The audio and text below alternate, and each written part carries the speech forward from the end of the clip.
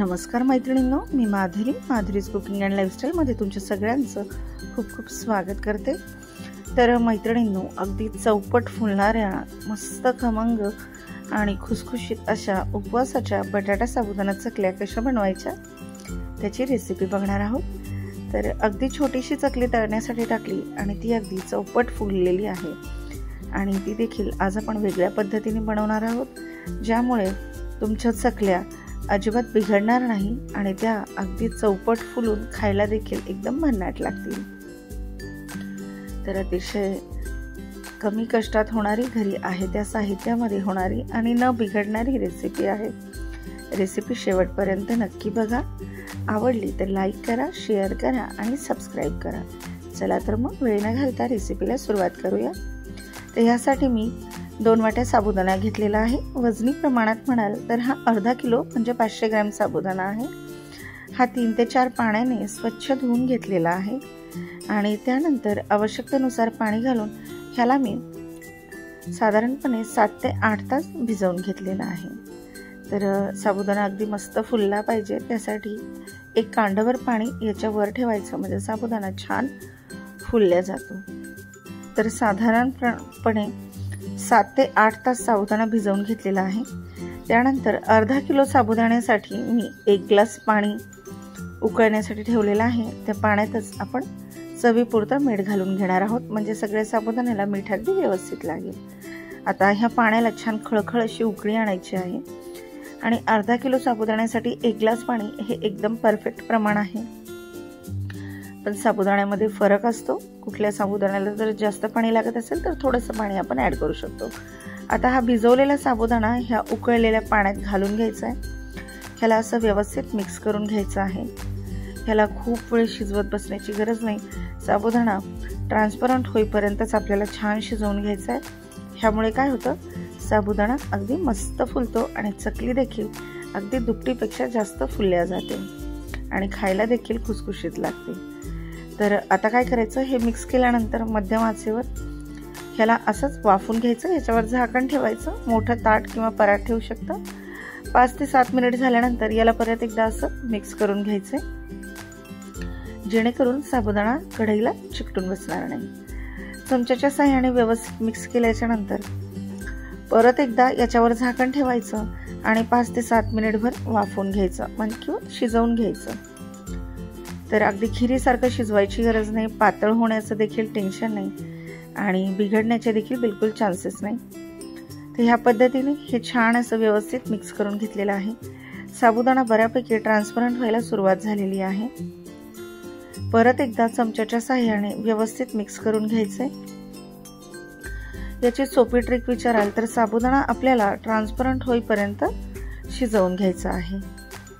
तर तुम्ही बघू शकता बऱ्यापैकी साबुदाण्याचा कलर बदलायला सुरुवात झाली आहे। आता आपल्याला झाकण न ठेवता 5 ते 7 मिनिटभर साबुदाणा छान शिजवून घ्यायचा। तर टोटल 15 मिनिट मला लागलेले आहे। आता ह्याच्यात चवीनुसार मी लाल तिखट घालून घेतलेला आहे। तुम्हाला जर लाल तिखट नको असेल तर तुम्ही हिरवी मिरची क्रश करून देखील याच्यामध्ये घालू शकता। तर साबुदाणा अतिशय मस्त असा शिजलाय। ह्याच्यातच लाल मिरची पावडर घातलं म्हणजे व्यवस्थित मिक्स होतं। आपल्याला हा साबुदाणा खूप काही कोरडा वगैरे करण्याची गरज नाहीये, साधारणपणे फक्त ट्रान्सपरंट होईपर्यंत शिजवून घ्यायचा आहे। आता अर्धा किलो साबुदाण्यासाठी मी 1 किलो बटाटे घेतलेले आहेत। आता ह्या बटाट्याची व्यवस्थित साल काढून घ्यायची आहे। हे कुकरमध्ये मी 4 ते 5 शिट्ट्या करून शिजवून घेतलेले आहेत। थंड झाल्यानंतर याची साल काढून आपण याला किसून घेणार आहोत। तर साल सगळी काढायची आहे, जेणेकरून सोऱ्यामध्ये अडकलं नाही पाहिजे आणि चकलीमध्ये देखील बटाट्याची साल गेली नाही पाहिजे।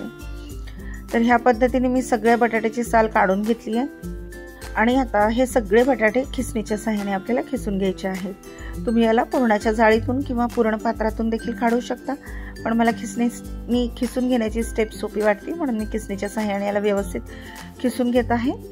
आणि ह्यामुळे काय होतं, याच्यात एकही बटाट्याची गुठळी राहत नाही, म्हणजे आपल्या सोऱ्यामध्ये देखील ती गुठळी अडकत नाही।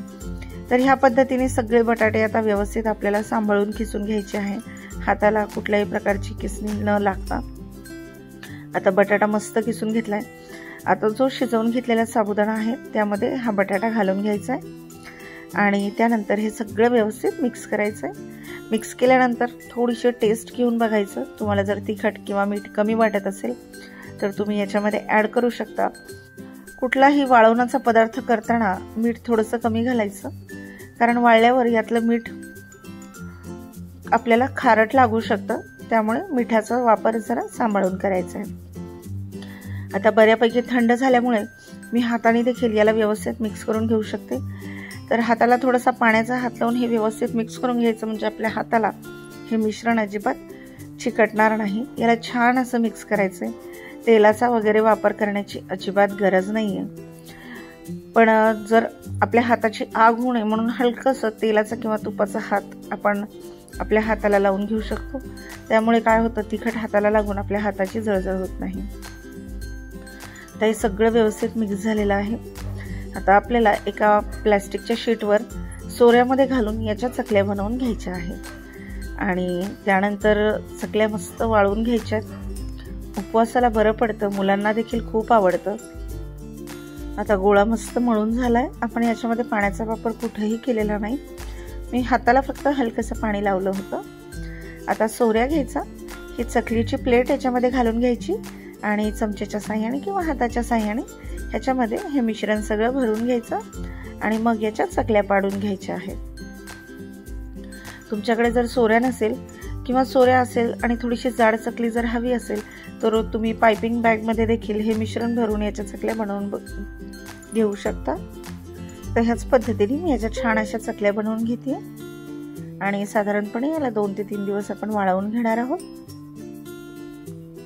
ह्याला छान उन्हात कडकडीत वाळवायचं, म्हणजे ह्या वर्षभर आरामात टिकतात। तर ह्याच पद्धतीने मी सगळ्या चकल्या बनवून घेतलेल्या आहेत। तुमच्या गॅलरीत जर ऊन येत नसेल तर तुम्ही रात्रभर फॅनमध्ये देखील याला सुकवून घेऊ शकता आणि नंतर याला 2 दिवस एका भांड्यामध्ये ठेवून ऊन देऊन घ्यायचं आहे। ह्याच पद्धतीने सगळ्या चकल्या मस्त बनवून घेतलेल्या आहेत। आता याला उन्हामध्ये सुकायला ठेवलेलं आहे। तुम्ही बघू शकता अतिशय सुंदर अशा दिसतायत त्या। तर वाळून ह्या तयार झालेल्या आहेत। आता वाळल्यानंतर याचा कलर बघू शकता, अतिशय सुंदर असा कलर आलेला आहे। आता ह्या चकल्या मी तुम्हाला तळून दाखवणार आहे। तेल मस्त कडकडीत गरम करायचं, कारण तेल कडकडीत गरम नाही झालं तर चकली फुलणार नाही आणि वातड किंवा चिवट होईल। त्याच्यामुळे तेल छान गरम करून मग ह्या चकल्या छान व्यवस्थित तळून घ्यायच्या आहे। तर बघू शकता अगदी दुपटीपेक्षा जास्त ह्या चकल्यात मस्त फुललेल्या आहेत। अजून तुम्हाला 2 ते 3 चकल्या मी तळून दाखवते। तर मैत्रिणींनो, रेसिपी नक्की ट्राय करा, कशी वाटली ते कमेंट करून सांगा। तुम्हाला माझ्या चॅनलवर कुठली रेसिपी बघायला आवडेल, अगदी वाळवण स्पेशल असेल तरी देखील चालेल, ते मला कमेंट करून सांगा। आणि सगळ्यात महत्त्वाचं म्हणजे माझे व्हिडिओ जर तुम्हाला आवडत असतील तर चॅनलला लाईक करा, शेअर करा आणि सबस्क्राईब करा। तर चकल्या मस्त फुललेल्या आहेत, अतिशय सुंदर अशा दिसत आहेत आणि तळल्याबरोबर तुम्हाला देखील खाण्याची नक्कीच इच्छा होईल। अगदी दुपटीपेक्षा जास्त फुललेले आहेत। तुम्ही बघू शकता वाळलेली आणि तळलेली चकली ह्या दोन्हीमध्ये किती फरक आहे। तर मी आता तुम्हाला तोडून देखील दाखवते, अतिशय खुसखुशीत अशी झालेली आहे। रेसिपी नक्की ट्राय करा। भेटूया पुढच्या व्हिडिओ, तोपर्यंत तुम्हा सगळ्यांना खूप खूप खूप धन्यवाद।